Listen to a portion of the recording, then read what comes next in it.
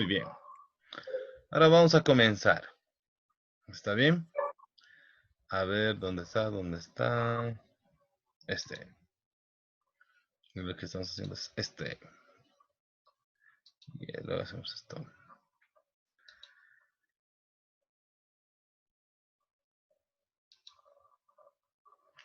Muy bien, doctores. El día de hoy vamos a hablar sobre farmacología de los fármacos opioides. Y hemos hablado de AINES. Han recibido toda la información con respecto a lo que es corticoides. Y obviamente ya han debido de leer FAME. ¿Cierto? Bueno, yo espero que sí.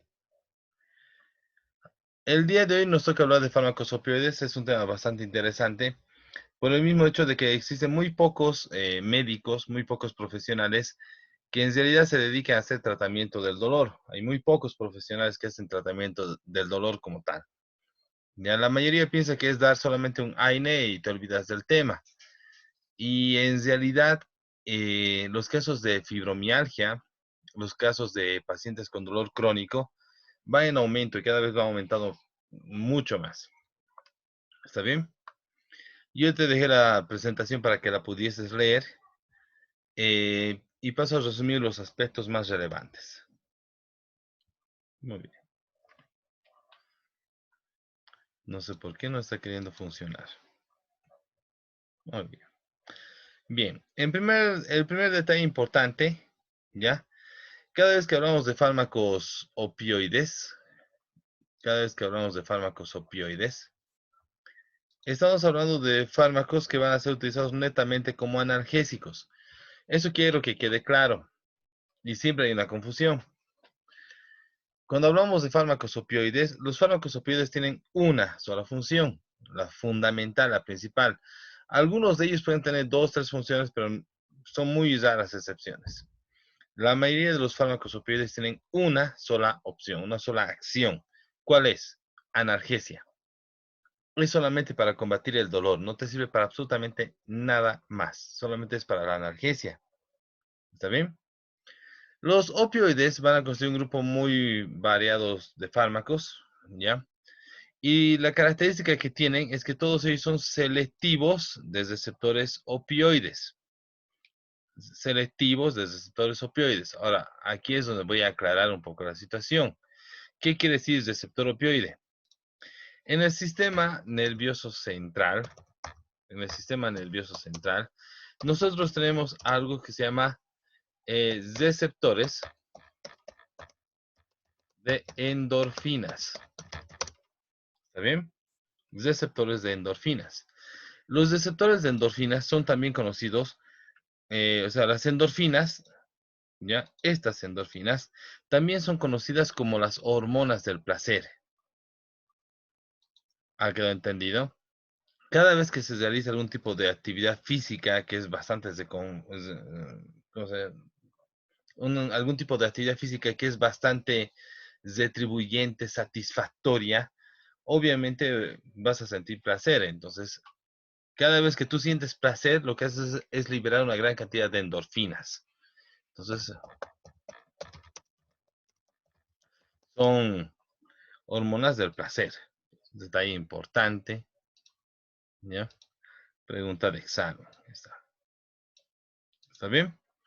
Ahora, aquí viene el detalle. Cada vez que hablamos de un fármaco analgésico, ¿ya? Cada vez que estamos hablando de un fármaco analgésico, estamos hablando de que estos fármacos analgésicos, que son los opioides, va a actuar sobre receptores opioides. A los receptores opioides también se le llama receptores de endorfinas. Y cuando te preguntan qué es una endorfina es una hormona del placer. ¿Está bien? Ahora, todo esto, doctores, actúa en un solo lugar. Actúa en un solo lugar. Y ese lugar es sistema nervioso central. Todas las acciones que vas a ver es por acción en el sistema nervioso central. Bien, sigamos.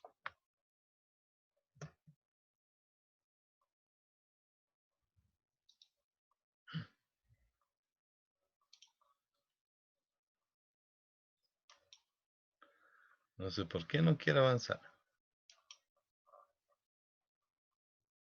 Siguiente. Bien.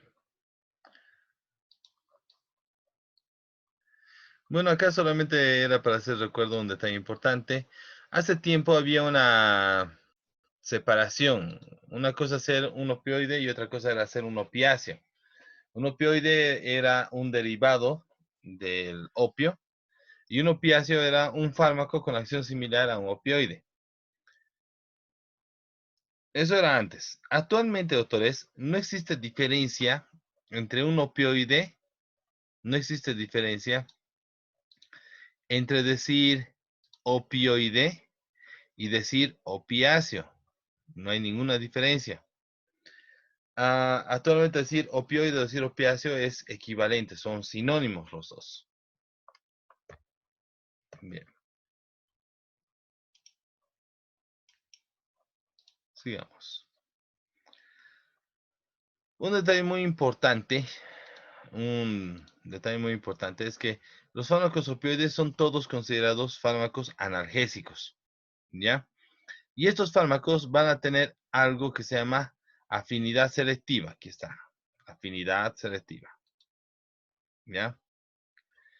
Y normalmente tiene esta afinidad receptiva por los receptores de receptores opioides o receptores de endorfinas, ya que van a causar analgesia. Ahora, todos estos autores actúan a nivel del sistema nervioso central, ¿ya? El único motivo para usar un fármaco opioide es para tratamiento del dolor. No hay otras opciones más, ¿ya? Ahora, ¿cuál es el detalle sobre esto? Es que como estos fármacos van a actuar a nivel del sistema nervioso central. ¿Dónde está? Van a actuar a nivel del sistema nervioso central. Y solamente se utiliza para el tratamiento del dolor. Estos fármacos, doctores, generan dependencia física, ¿ya? Generan dependencia física, dependencia psicológica. Entonces, los pacientes se vuelven adictos a estos fármacos. El tratamiento a largo plazo con un opioide va a generar adicción. Eso tienes que tenerlo claro. Tratamiento a largo plazo con un fármaco opioide va a generar adicción. Bien. Ahora, un aspecto que quiero que quede remarcado, ¿ya?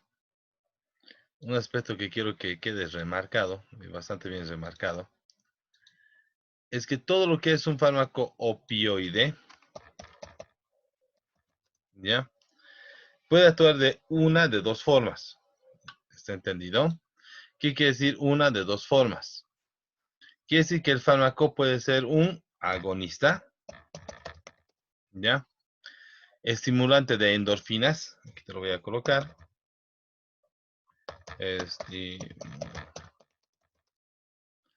De receptores de endorfinas, ¿ya?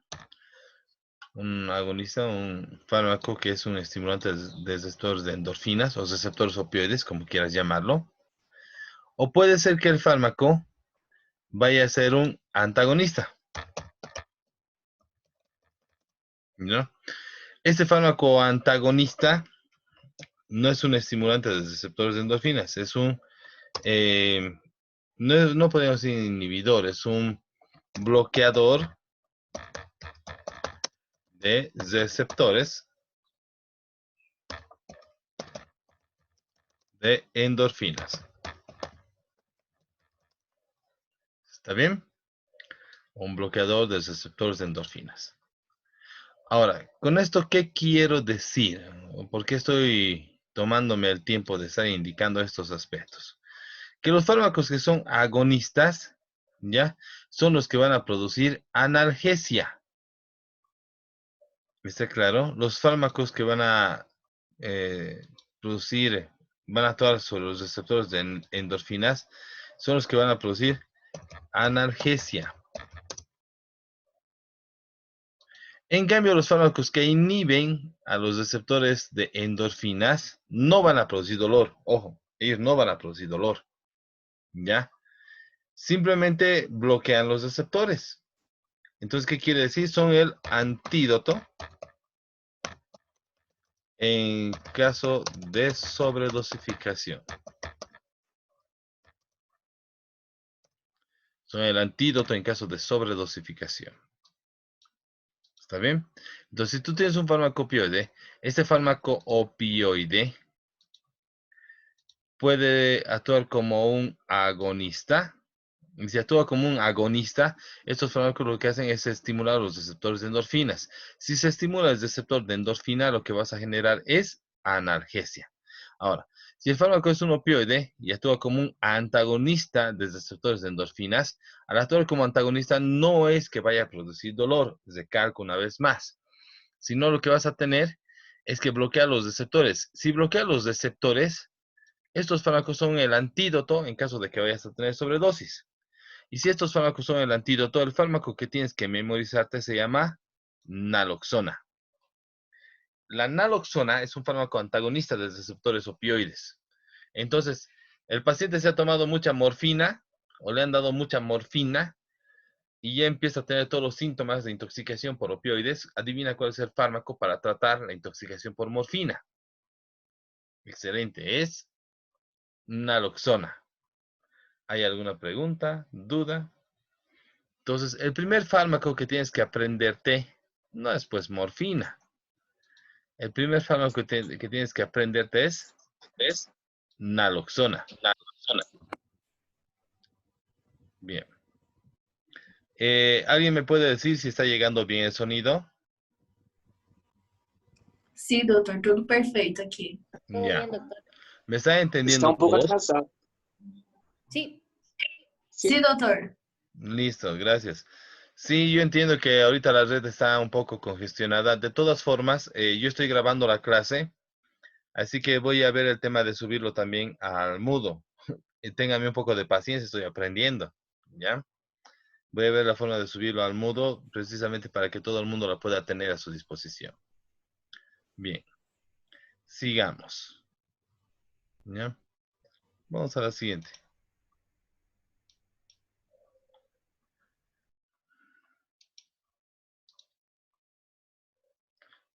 Estoy borrando.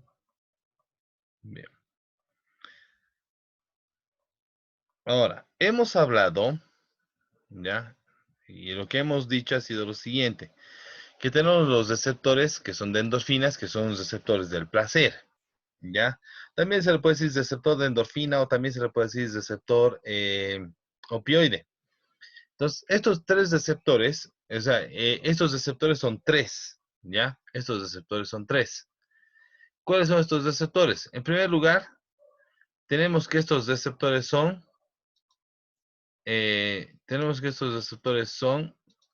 mu, delta y kappa. Esos son los tres receptores. ¿Está bien? Ahora, ¿qué necesitas saber básicamente? Lo que vaya a estar en mu tiene algunas características que tú ya tienes que memorizar. Primero, los receptores mu están en todo el sistema nervioso central. Sistema nervioso central. Cuando decimos que está en todo el sistema nervioso central, estamos hablando de que está cerebro, cerebelo, bulbo, protuberancia, médula espinal, etc. Pero normalmente tiene más acción a nivel supraespinal. ¿Qué quiere decir eso? Que están por encima de la médula espinal, supraespinal. Y tiene mayor acción, ¿ya? Analgésica. Mayor acción analgésica. Entonces son uno de los receptores que produce mayor cantidad de analgesia. ¿Está bien? Bien. Cuando hablamos de delta, una de las características que tienes que memorizar de delta es que delta también va a estar a nivel del sistema nervioso central, ¿ya? Pero si mu está a nivel supraespinal, delta tiene mayor cantidad de receptores a nivel espinal. ¿Está bien? Y a ese nivel es donde va a tener la llamada acción analgésica. Acción analgésica. ¿Qué quiere decir esto? Que delta está predominantemente en la médula espinal. Predominantemente médula espinal. ¿Ya? Ahora bien, tenemos ahora a kappa. Kappa ya no se lo considera tanto para la parte de analgesia. No es un receptor que produzca analgesia. ¿Ya? Pero sí se considera que kappa está en el sistema nervioso central, ¿ya? Y kappa tiene una función muy simple, porque kappa tiene que ver no con analgesia, pero sí tiene que ver con lo que es la amnesia, ¿ya? Amnesia, eh, alucinaciones, ¿ya? La amnesia, las alucinaciones, etcétera. Entonces, cada vez que hablamos de este tipo de... Cada vez que estamos hablando de kappa, kappa no es que tenga función como, o sea, para producir analgesia, tiene, pero su función es la de producir amnesia. Entonces, si tú te das cuenta, los opioides muchas veces son utilizados como fármacos para lo que es anestesiología. Entonces, en algunas operaciones, en algunos procedimientos quirúrgicos, el anestesiólogo le da el fármaco y muchas veces el paciente se duerme y no recuerda el procedimiento. O sea, recuerda que estaba en la camilla, pero luego despierta y despierta directamente en su habitación, en su cama, hospitalizado, y no recuerda nada más. ¿Y eso es por qué? Porque el fármaco ha actuado sobre receptores kappa, estos receptores kappa, y al actuar sobre estos receptores kappa ha producido amnesia. ¿Está bien? Bien. Ahora, para que pueda haber un buen acoplamiento entre fármaco y receptor, esto es algo muy básico, se necesita, obviamente, que haya que haya el pH adecuado y obviamente la temperatura adecuada. Mientras haya pH adecuado y temperatura adecuada, favorece la unión de fármaco con receptor. Bien, sigamos.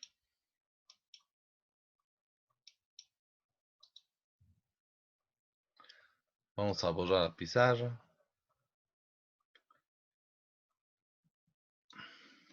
Muy bien. Aquí les dejo un cuadro para que sepan las acciones de Mu. Por ejemplo, hemos hablado de que este es Mu.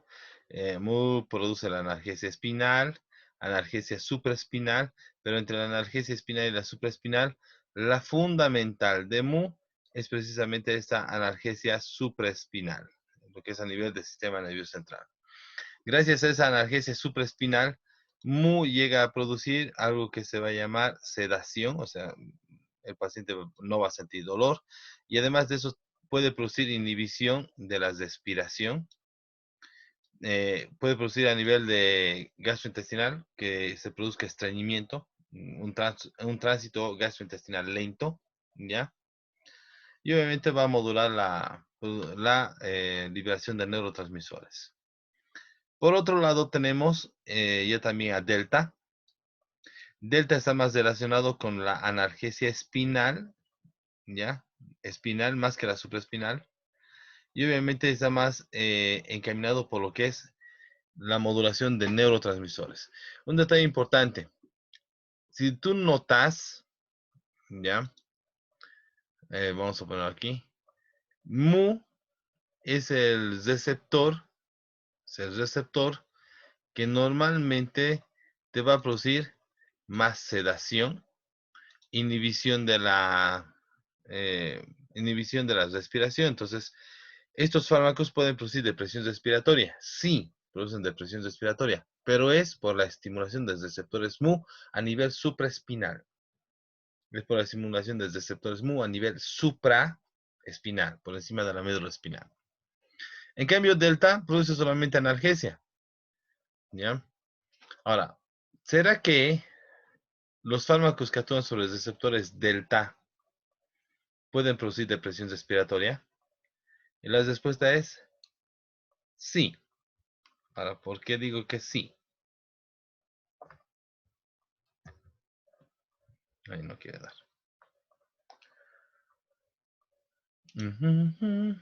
Y antes de que se vaya, hay que apurarnos. ¿Por qué decimos que sí? Los fármacos opioides no son selectivos del receptor. O sea, no seleccionan un receptor, van a actuar sobre todos los receptores. Actúa sobre mu, actúa sobre delta, actúa sobre kappa, actúa sobre todos los receptores, no son selectivos. Entonces, lo que te esté actuando sobre delta, tarde o temprano puedes, si subes demasiado la dosis, va a actuar sobre mu. Y si actúa sobre mu, lo que vas a tener es analgesia supraespinal, sedación y puede producir depresión respiratoria. Detalle importante. Bien. Y por último tenemos, ya, claro, no menos importante, tenemos a kappa. Todo lo que actúa sobre kappa, antes se decía que producía analgesia espinal, supraespinal, pero ahora sabemos bien que kappa produce más, tiene más efectos psicomiméticos. ¿Qué quiere decir esto? Psicomimético. Que el fármaco puede producir amnesia, puede producir, ¿cómo se llama esto? Hipnosis, ¿ya? Amnesia, hipnosis. Hay pacientes que consumen el fármaco y no recuerdan absolutamente nada. Y hay otros pacientes que tú le das el fármaco y los puedes guiar, incluso pueden decirte todo lo que saben los pacientes. A ver, aquí es donde yo hago un pequeño paréntesis y vamos a complementar esto. ¿Ya? Aquí es donde yo hago un pequeño paréntesis y voy a complementar esto. Hay uno, ¿ya? Que actúa sobre kappa y el fármaco se llama pentotal sódico, ¿ya? Pentotal sódico. El pentotal sódico no produce tanta acción sobre delta, tampoco produce tanta acción sobre mu, pero tiene excelentes acciones sobre kappa, ¿ya? ¿Qué quiere decir esto? Que el pentotal sódico va a tener muchos efectos psicomiméticos. Muchos efectos psicomiméticos. Entonces, ¿qué quiere decir esto? Va a producir amnesia. Va a producir, ¿cómo se puede decir eso? Hipnosis. ¿Ya? Tú le colocas pentotal sódico al paciente, ¿ya? Le haces una pregunta y te va a responder absolutamente todo lo que sabe. ¿Está bien? El pentotal sódico salió salió en la Guerra Fría entre Estados Unidos y la Unión Soviética y es el llamado suero de la verdad, ¿ya? Sí, se utiliza en la medicina y sí es utilizado como suero de la verdad, ¿ya? Y si te lo estás preguntando, no, no te voy a decir las dosis, ¿ya? Sigamos. ¿A todos me están entendiendo? Si me están entendiendo, por Sí, favor, levanten la mano. Sí, doctor. Ya, qué bien, qué alegría. Estamos borrando la pizarra. Acaba de salirme la notificación de que nos quedan 10 minutos más. Aquí es donde yo te coloco, por favor, eso les recomiendo a todos que lean. Aquí es donde yo estoy colocando, por ejemplo, el receptor mu que vas a encontrar: analgesia supraespinal, depresión respiratoria, bradicardia, miosis, dependencia física, disminución de la motilidad intestinal, euforia, sedación, hipotermia, etc. Para delta, analgesia espinal, sedación, miosis, depresión de los reflejos flexores. Eso voy a explicar, voy a tener que hacer un video, otro video de, ¿cómo se llama eso? Otro video tipo tutorial explicando esta parte. Y aquí está kappa, donde produce disforia, alucinaciones, midriasis, taquicardia y la activación respiratoria. ¿No? Muy bien. Sigamos. Les recomiendo que lo lean. ¿Ya? Y aquí está, esto era precisamente para explicar: cada vez que se siente dolor, el dolor va a viajar hacia el asta posterior. Y en el asta posterior lo que hace es unirse con una interneurona. Y esta interneurona lo que va a hacer es activar a una neurona que va al asta anterior y del asta anterior sale la respuesta. Eso se llama arco reflejo. ¿Está bien? Entonces, cada vez que te dice que delta va a producir depresión de los reflejos flexores, lo que te está diciendo es que delta va a alterar esto. A este nivel es donde están los receptores delta. ¿Ya? A este nivel están los receptores delta. Y como a este nivel están los receptores delta, es a este nivel que produce la alteración. Entonces no permite salga el arco reflejo o que se complete el arco reflejo, entonces el paciente tiene una reacción lenta. ¿Está bien? Bien. Bien. Y de ahí también viaja a la parte superior, ¿ya?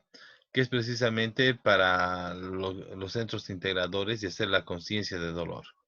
Vamos a explicar eso también un poco más adelante. Bien, sigamos.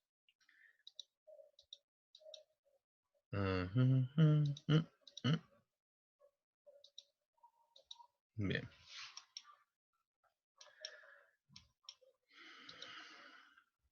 Y aquí es más o menos, este es un cuadro que nos colocan los de anestesio, donde nos muestran que todo depende del peso molecular del fármaco, ¿ya? Se coloca en la cisterna lumbar, esta es la cisterna lumbar, utilizado mucho en anestesiología. Se coloca a este nivel el anestésico y, por ejemplo, el fentanilo, su fentanilo, va a producir analgesia y llega más o menos hasta la 12ª dorsal, ¿ya? Sí, más o menos hasta la 12ª dorsal, primera lumbar. La mepridina, la hidromorfona, ellos ascienden un poco más, ¿ya? Y más o menos llegan hasta las cuarta, tercera, cuarta dorsales. Otros fármacos, como por ejemplo la morfina, ya la metadona, esta es la metadona, la morfina, ascienden aún más en la columna vertebral. Entonces, dependiendo de su peso molecular, es que el fármaco va a ir ascendiendo en la columna vertebral, en la médula espinal, perdón. Bien, sigamos.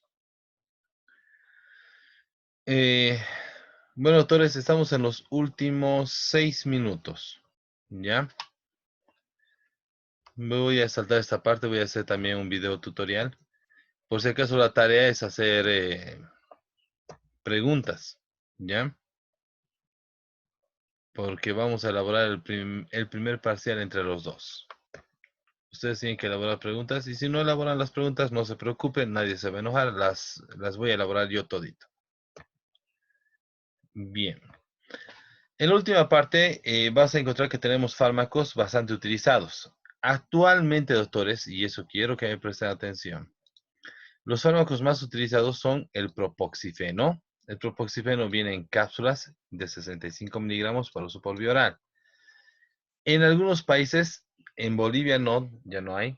Hay comprimidos de paracetamol más propoxifeno y hay ampolla de dipirona más propoxifeno. En Bolivia ya no, solamente las cápsulas de 65 miligramos. ¿Ya? Detalle importante. En los niños no se utiliza mucho. Pero si le vas a dar o sea, si le vas a dar a un niño, la dosis en los niños es de 2 a 3 miligramos kilogramo de peso día. Ahora, ¿por qué no utilizamos mucho fármacos como el propoxifeno en los niños? Porque primero no se tiene no se tiene lo suficiente cantidad de datos para saber qué va a pasar con el niño. Segundo, ¿por qué motivo necesitaría un niño que le des un fármaco opioide? La mayoría de los niños con AINES responde de forma excelente. Entonces, detalle importante. ¿Ya? Híjole, ya no sé dónde está mi mouse. Ahí está. Segundo, en el paciente adulto tú puedes usar 65 miligramos cada 3 a 4 horas. La dosis máxima es de 390 miligramos. Detalle importante para el propoxifeno. Sigamos.